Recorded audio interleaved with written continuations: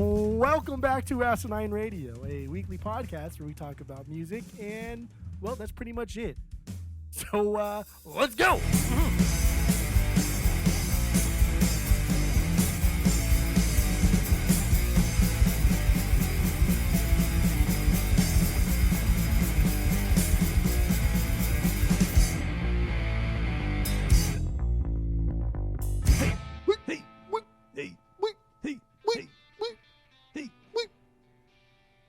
This is Asinine Radio. This is the weekly music podcast where every week we get into a different band, different artist, and we listen to all the records. We rank them from worst to best.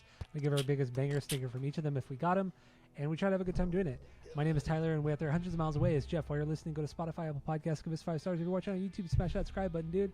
That's all I have for the boring intro. We also normally start with our 6 degrees of Tom DeLonge. That's where we start with whatever band we're doing, connect them to Tom DeLonge and Blink. I didn't do my homework. Did you do your homework? No. Nah. Yeah, I didn't do it this week either. We're still in World Cup mode, dude. Yeah, World Cup mode is just taking over. Can't expect too much out of us. Yes, that is correct. So, but this week we are doing Guttermouth. The reason we're doing Guttermouth is because I'm going to see them next weekend, and I'm excited for that. I haven't seen them in at least 15 years. It's been so long since I've last seen them. They're gonna be so bad. Yes. Oh, they're gonna be terrible. They're gonna be fucking terrible. Tickets were $25. Tickets were $25. Oh, it's so funny. It's gonna be. That's so after the fucking fees. Bad. $25 after the fees and all that. So, but yeah, it'll be fun though. You know, it's Guttermouth. It's gonna be fun. So that's why we're doing it this week. That's kind of the theme for this year. You know, if one of us is going to go see a band, we're gonna do that band or multiple bands before we go see them. So anyway. Guttermouth have 9 records. Let's get into them 9-1. What is your least favorite Guttermouth record? Go. Gusto. Go for the gusto. You're not supposed to. I don't know what happened here. Very different sound. This is pretty straightforward, like a pop album for them. There's definitely some experimental stuff, which I do appreciate. Right? They got Emily from Tsunami Bomb to do a couple tracks. And one of them is like a straight up like B-52s kind of song. There's a pirate song on here for some reason. And it ends with Mark doing the spoken word thing that's like really tame compared to what like we normally expect from Mark. So like I said, I do respect them for attempting to change and break out of their formula because they have a formula as far as like the music goes. But like we really don't listen to Guttermouth more for the music. It's more for Mark. So I do respect them for trying to change it, but nobody like this. But there are some bangers on here, right? I'm not going to say there's not bangers here. Pee in the Shower? Campfire Girl, that's a solid song. That's a good one. I think Gusto's not a bad song. I think it's fun. It's stupid. It's silly. Start with the little triangle. Go over to Gusto, you're not supposed to. I think it's fun. But Pee in the Shower is my favorite song, like by far. I love it. I think it's hilarious. And I like how he says, not me, not me. Like how he says it all nasally. I don't know. I like it a lot. It's catchy. Good. What are you going to do? All right, my number 9, Gusto. I don't know, however you want to pronounce it. It's their 7th record, 2002. It's not a bad record. It's just their least exciting one. Slower jams for them. And I honestly, I think they made this record in response to, you know, they got a lot of good feedback from Covered with Ants, the record just before this. And that was where they kind of went more pop as well. Like they were becoming way more melodic on that record. That was their first Epitaph release. And I think they thought maybe if we try a little bit harder and we try to make like more conventional type songs, maybe it'll take off. But it did not at all. Yeah. Even like in retrospect, the band's like, we don't know what we or Mark's like, I don't know why we did this record. So yeah, Gusto and Pee in the Shower is the best song. Easily the best song. But Campfire Girl is also solid, too. I do like that song a lot. Yeah, it's good. All right, so what do you got for number 8? From here on out, I probably would get all of these on the vinyls if I don't already have them on the vinyls, just because, like, the Bouncing Souls, it's Guttermouth, it's fun. Full length, their first full-length LP. So there's, and I do have one of their EP, their second EP, Puke or Vomit. I have Puke, the orange one. Yeah, Puke, yeah. So they do have... They have the album formerly known as Full Length, which has all the EP songs on it, but like the first full length that is just their first record. Because on Spotify, this doesn't show it. That's their first record. It's their first record plus all the bonus tracks. Still like 20 fucking songs in this thing. But anyway, it's pretty like straightforward, like hardcore punk. Like these songs are aggressive, but the wit here is just kind of shining through. Like the best songs, 1, 2, 3 Slam for sure. Of course. The wildest lyrics on this record. They're funny. They're pretty edgy. But this is 91, right? Like Guttermouth formed in like the 80s, and so they're kind of like up there with like OG hardcore punk guys. And so when you kind of like later on we'll compare them to like NoFX a lot and the Vandals a lot, but they were there from the beginning almost. Like they've been around for a long fucking time. Yeah. So and Mark's been making music since 1984. Yeah, like he that was his first band, was like called Republic, I think. Republic in 84. Guadalajara. Guadalajara. And then the band formed in 89, or this band Guttermouth formed in 89. So like a lot of the other Nitro scene Fat Wreck bands, you know, in the 90s and late 90s, like Guttermouth did it almost a decade before them, and we're doing it and been around a while. So they do get a lot of passes, and that's why a lot of their music doesn't get as made fun of as much, I guess. Mm-hmm. But yeah, full length LP. There's really nothing wrong with it. It's fun. It's something I enjoy listening to. It's the first record. They're not fully formed here. Mark's wit will triple down, quadruple down on later albums, and that's what I want to hear. Yeah. Oh yeah, definitely. So this is also my number 8 full length from 91, first record. I agree with everything you said. Like, it's not quite as witty or sarcastic as the later records, or even the record after this, like Friendly People. I mean, Friendly People is like just leaps and bounds better than this one. Not to say that this is bad, but this is kind of like, it's almost like the first NoFX record. It's a great punk and hardcore record, but it's not representative of what NoFX became. So and honestly, I'm with you too. From here on out, I would get this on vinyl. I don't have this on vinyl, but I would get this. I would get this and everything else. Really, the only records I don't have are Terry Yakamoto, and I don't have Shave the Planet.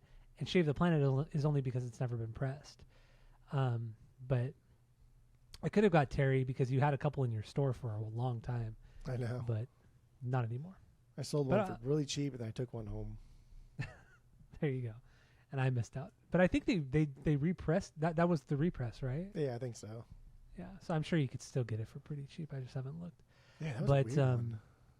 But yeah. Anyway, this is a great record. It's a lot of fun. 1, 2, 3 Slime is the best record. This is also their only record on Doctor Strange Records, which is a local label, but a popular punk label here in Southern California.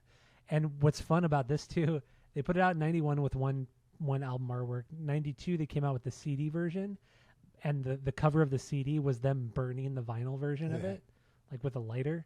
And then in 1996, Nitro, after they signed to Nitro, they released this on CD in 96. But it's cool. So it's good. It's fun. What do you got for number 7? I got some wild rankings here later on. They got to go somewhere, and you're not going to like some of these because fuck you know anyway. Gorgeous, fifth record, low. 99. I don't have a lot of things to say except like this just isn't it. Like this is not it. It's not Musical Monkey, so it's not witty and punk and gritty like that is, and it's not Covered with Ants. It's not deep. It's not catchy. It's not polished like that. It's just this weird in-between record. And I think I would have liked this more had I listened to this as it came out. I'd be like, oh, fuck yeah, that's such a good stepping stone for them. I can't wait to see what the next album sounds like. But because we came in later on, maybe that's why. But this isn't as good as those two records. And whatever you want out of Guttermouth, those two records do all of it better. That's my only knock for this. It's still really good. There are still some killer songs on here. My banger's Power Up. Dude, incredible fucking song. I think it's hilarious because you think, oh, we're going to get this dog shit acoustic. Like, what the fuck is this? And then it turns into like this fucking amazing, just wild punk songs. And I mean, I'll say some negative things later on about your favorite album, but my least favorite song here is Power Up also, the introduction, because like, it's just not that funny. And you're funny, bro. We know you can be funny. Don't try so hard. You don't got to try so hard. His whole career is trying too hard. When he doesn't try so hard, though, it's so fucking good. when he tries to like I guess we can get it later on because we're not gonna talk about it anyway. Yeah, it's true. we don't. There's not like a lot written about this band, and musically there's not a lot to talk about. I mean, it's all good, it's all fun, but there's not a ton to talk about. So yeah, my number 7, Terry Yakamoto, third record from '95. This one just sounds like they're trying to be like their contemporaries a little bit, like NoFX, the Vandals, and things like that. The Offspring, even. I mean, the title track, Terry Yakamoto, sounds a lot like NoFX. The way that the guitars sure. are playing, literally a NoFX song. the way he's trying to sing, and honestly, I think it might be intentional to just kind of like poke fun at them, because then they also have another song, the last song on the record, Under the Sea. This is clearly like kind of a knock on the Vandals, or just kind of teasing the Vandals. Yeah. Because this sounds like a goofier, poppier song, like some of the Vandal songs are. It sounds like something that would be on like Hitler Good. Yeah, Vandals exactly. Bad. Yeah, yes, exactly. But the album is solid. It's honestly a refined version of Friendly People. They haven't quite hit their stride with the sarcasm, but you know, the production's better, the mix is better, and all that. And this one too, I didn't realize this, but this is the start of like all the the lineup changes, because this band has had so many lineup changes. So many. But they also recorded this whole record. And they're like, this sounds like shit. So they got a new producer and they re-recorded the whole record, and that's what we hear on this. That's what was eventually released. They got a good producer too, a guy that like he's no slouch. Like, he's worked with some pretty big names. He worked with NoFX, but he's no slouch. Yeah, so that's my number 7. So what do you got for number 6? Eat Your Face. That's the album of the week, baby. Eat Your Face. Album of the week. Crazy, so I know. We'll get into that on the main episode, so don't get mad at us now. You know, we'll break it down even further. So my number 6 then is Gorgeous, their 5th record from 1998. This is the last one they did on Nitro Records. Ty Smith joined the band prior to the recording of this record. Ty Smith is significant because he was in another band that you and I really, really, really like. And he actually quit Guttermouth to join Bullets and Octane. And we've talked about Bullets and Octane a lot on this pod. And he's a really fucking good drummer. And he is a great fucking drummer. You and I have met him a few times, you know, before Bullets gigs and all that. We've talked about Guttermouth with him, like his time with Guttermouth. Like, and every time he mention anything and he smiles and he's like, oh yeah, there we go. He was always positive about it, but he always like looked at it as a joke, because it is a joke. And even Mark Adkins says this band is a joke. Yeah, absolutely. This supposed to be a joke. Yeah, you're missing the joke if you don't get it. But yeah, I think Gorgeous is the heaviest thing they've put out. They're most aggressive, not heaviest per se, but they're most aggressive. But there's still the melodies. The melodies are still here, but it's just a bigger sounding production. It's just a great heavy punk record. That's what this is. I think Gorgeous is great. You and I both have this on vinyl already. We got the RSD from your store, Desert Cruise Records. So no, it's really good. Banger is Hit Machine. I do like that, the opener. But yeah, what do you got for number 5? That's good. Number 5, Terry Yakamoto. But yeah, dude, this is so like this and Friendly People are very, very close in sound. I do think this one runs a bit deeper with melody. I think everything here is just a little bit more refined, but like I think that's just better because that's more representative of what they want the band to sound like. But I think if you take the aggro lyrics out of this record and Friendly People, then you're just kind of comparing which one has more interesting songs. And I think this one does have more interesting songs, like the structure of them, a little bit more melodic. It leans more into like the punk rock scene rather than the hardcore punk, I guess. It's bouncier. But then you sound like NoFX, man. And yeah, Terry Yakamoto, that title track. And I think you're right. I think it is kind of like supposed to sound like NoFX, but holy fuck, it sounds identical to NoFX. And there's so much Vandals and NoFX all over this record. But I think that is intentional. But then that's why it's here. So I have really no negative. I think Under the Sea is one of the weaker tracks, but it's a joke song, so whatever. Mm-hmm. And it's still kind of funny. If I lived under the sea. But Trinket Trading, Tick Totin', Toothless Tired Tramps, the 70s. Jesus. That was my favorite one, just because like it sounds like a Musical Monkey song. Like the bass tones are identical to Musical Monkey. The little guitar lead that we hear, like they'll throw a lot of that shit over on Musical Monkey. It's just a cool little template for what's going to be their magnum opus. Okay, we'll see if it's their magnum opus. No, I'm telling you, it is. Spoilers. That's number one. That's the best. But in the end, we're also kind of splitting hairs on what we don't like about these records, except for Gusto, because every record is so fucking good. It's so much fun, so much fun. So my number 5 is Friendly People, their second record from '93. This one was the first on Nitro, and actually they were the first band signed to Nitro Records, which is, the Dexter Holland from The Offspring. It's his label.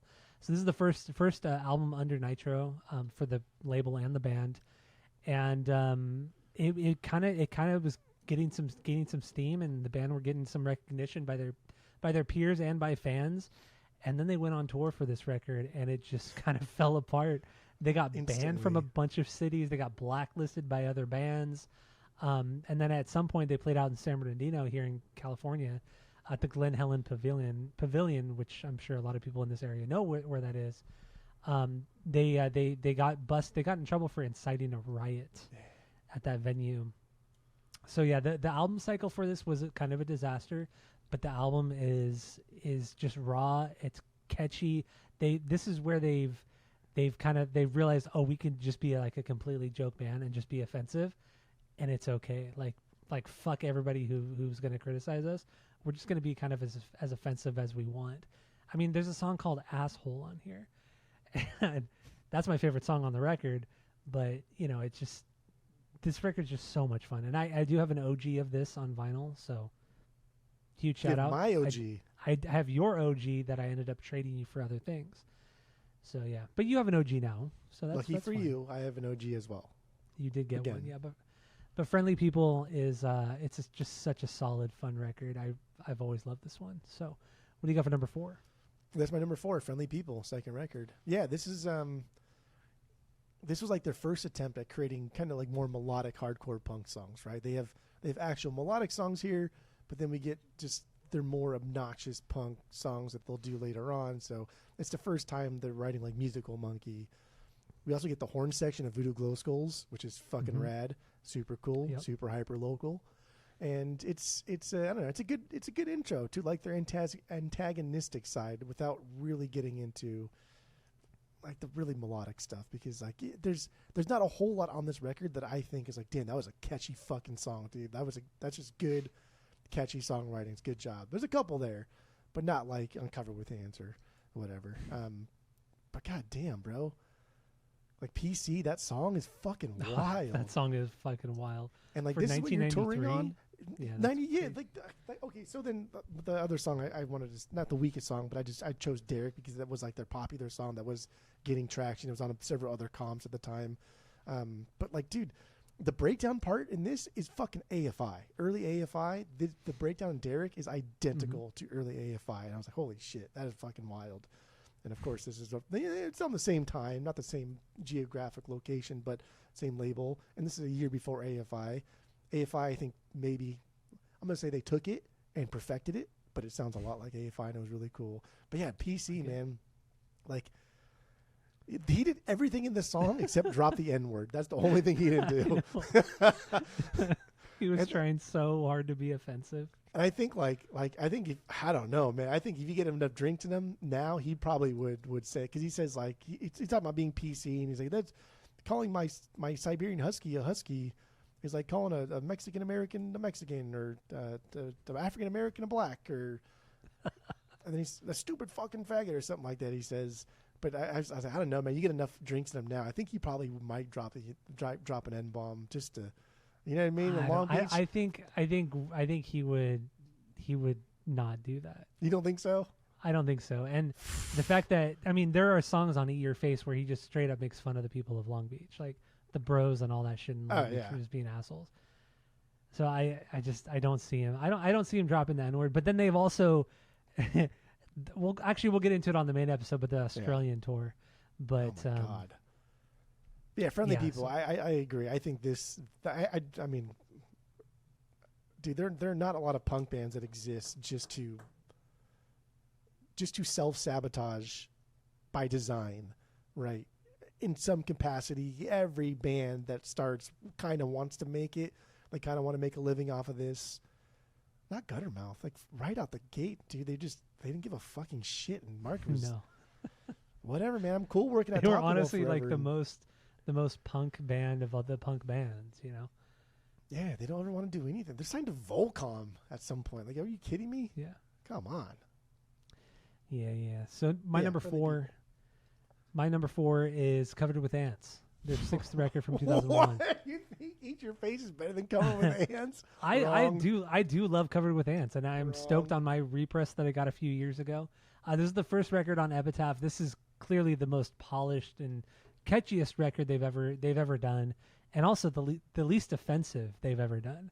So it kind of makes you wonder, like, did Brett Gurewitz kind of say, like, hey guys, kind of like we're all friends, we know this, but can you kind of just like chill on this release, like just a little bit, just like pull it back a little bit, so you could sell some records, we could make a cool video. But and that's what they did, and then they also experimented with some different instruments, like an organ and a fiddle on a couple songs. But yeah, like this is 10-minute song cramming up your ass with a piano interlude. I know, like, what the fuck? It's so stupid. But yeah, no, this is still a great record. Every song stands out. This is one of those records where every single song stands out from the other, has its own unique kind of thing to it. But I do love Covered with Ants. I really, truly do. Banger is Black Enforcers. How can you not love that song? It's a song that a lot of people don't talk about, but god damn, it's a banger. It's so frantic. We run is. with a knife. And I maybe I've said this because we did Covered with Ants on the podcast, like in the early days of the podcast, lost episode. But the song Secure Horizons, Secure Horizons, the one that's on the streaming sites, is not the same version that's on the CD version that I had when the CD came out, because I got the CD when it came out. It's a different version. The one that's on streaming right now is the version that's on the Punkorama 5, I believe. So it's like a demo version of Secure Horizons. It's definitely not the version that was on the original CD, and that annoys me that they don't have the actual album version on streaming services. Do you confirm this, or this is just like you're trying to Mandela yourself?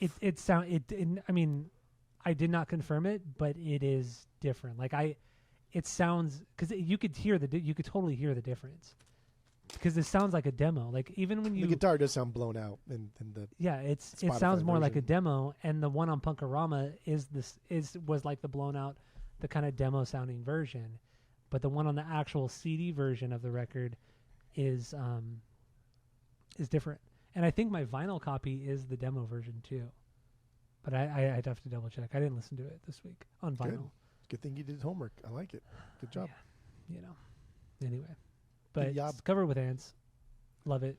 So what do you got for number 3? That's low. I'm gonna say right now that's low. That Covered love with it, though. Ants is better than Eat Your Face. That's a fact. Okay. Shade the Planet. Shade the Planet is their 3rd best record, and that's a fact. 9th record, 2006. While Eat Your Face was a good return to form, a good throwback to their punk roots, solid.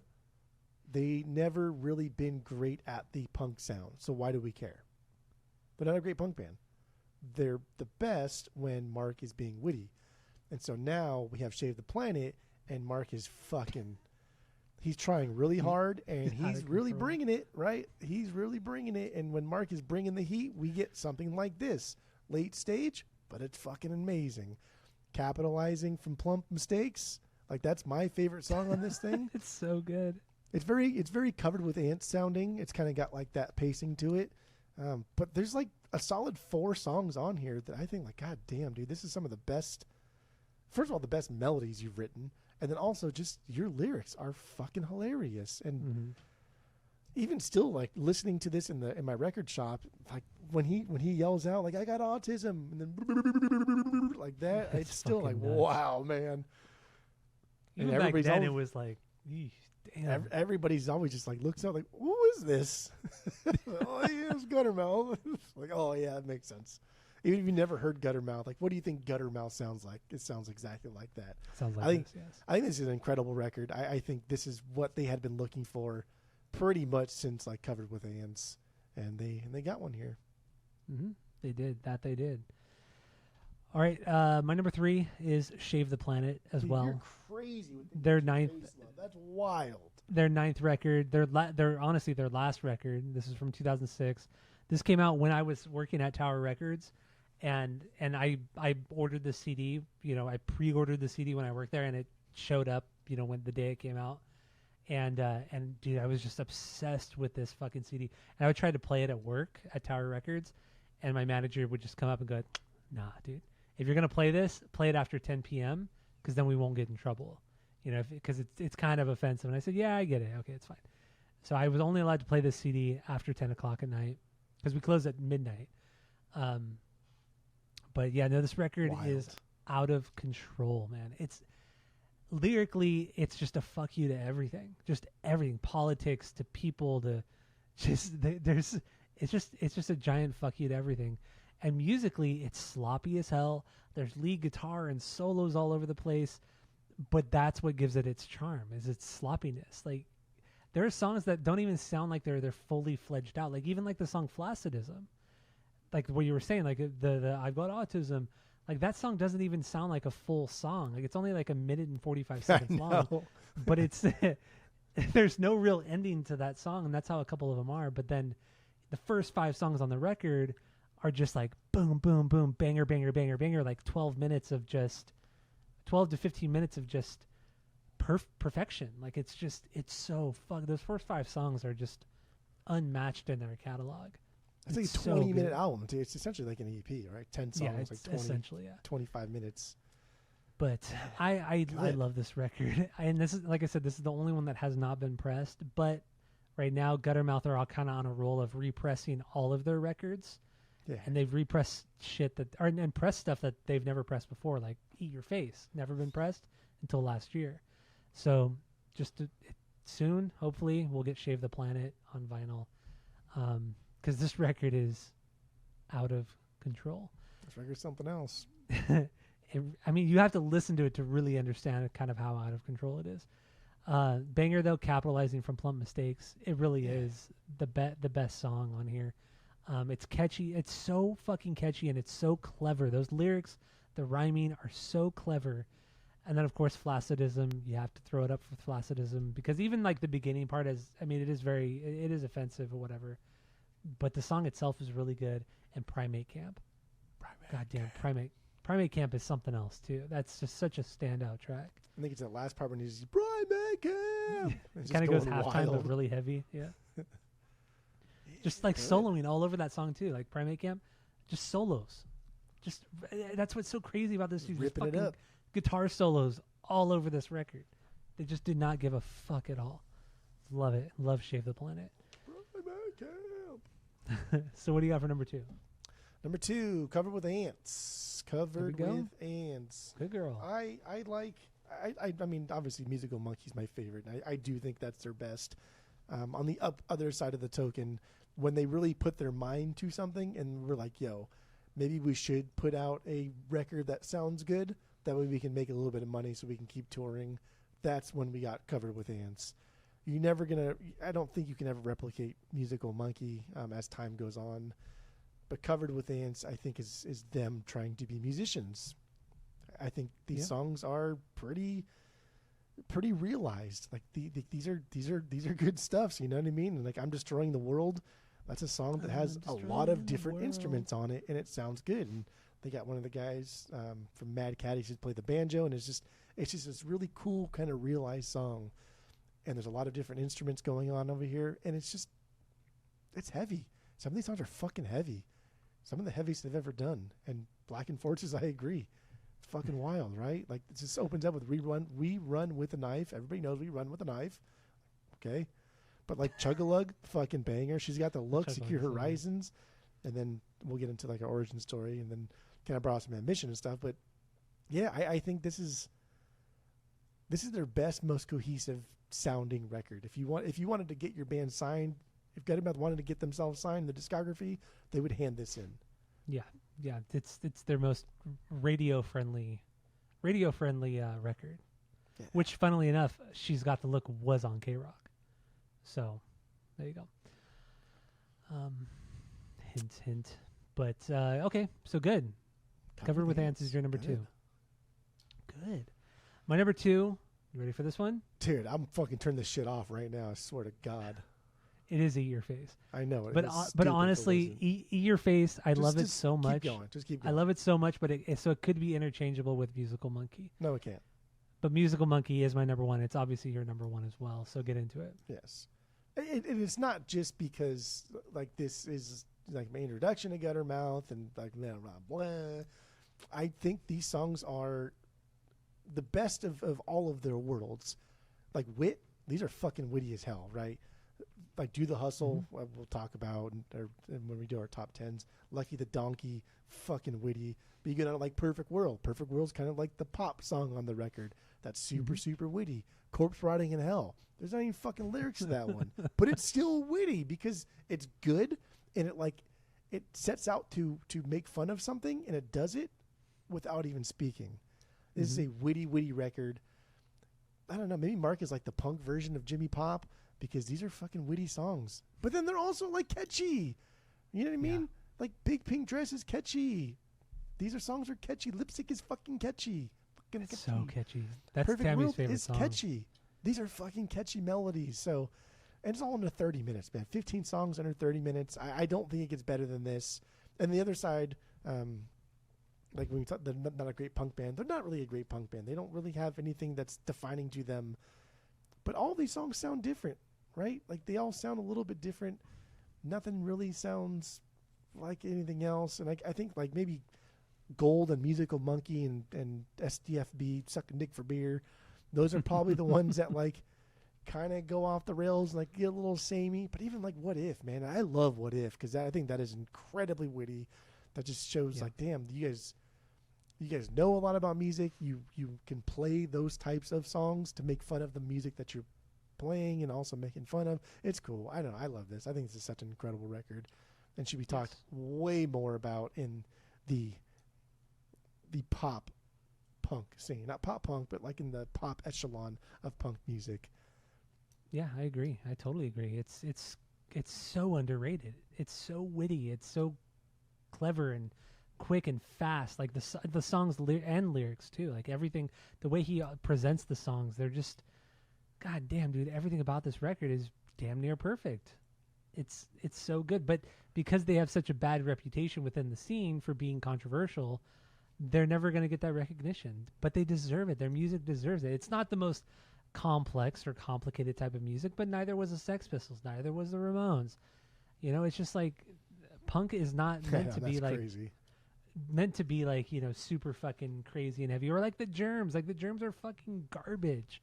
The Germs are garbage, but yet they're held in such high esteem. But a band like Guttermouth, who actually have like fun lyrics or like lyrics that actually like kind of offend people, you know, that's kind of like the punk ethos, right? You know, you offend the status quo, and the status quo, like punk has gotten so status quo, you know, over the decades. And oh yeah, Mark still rails on it. Still album of the week, rails he'll talk a lot about it, and that's still He 20 does. years ago. I know, still does. But yeah, Musical Monkey is just, it's fantastic.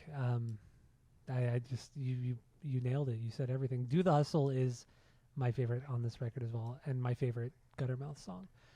So we did do this on the podcast, so that's why we're not doing it again this week, because we have done it before. So go listen to that if you want to, because we did break it down, Musical Monkey down. But let's get into our top 10 favorite Guttermouth songs. Guttermouth songs. That's what we do at the end of these rankings episodes. So what do you got? 10 to 1, go. I don't know. I had a lot on here. Then I was moving them around. I was like, I don't fucking care anymore. This is too hard. I like these. I don't It care. was so hard. So I'm not gonna complain too much.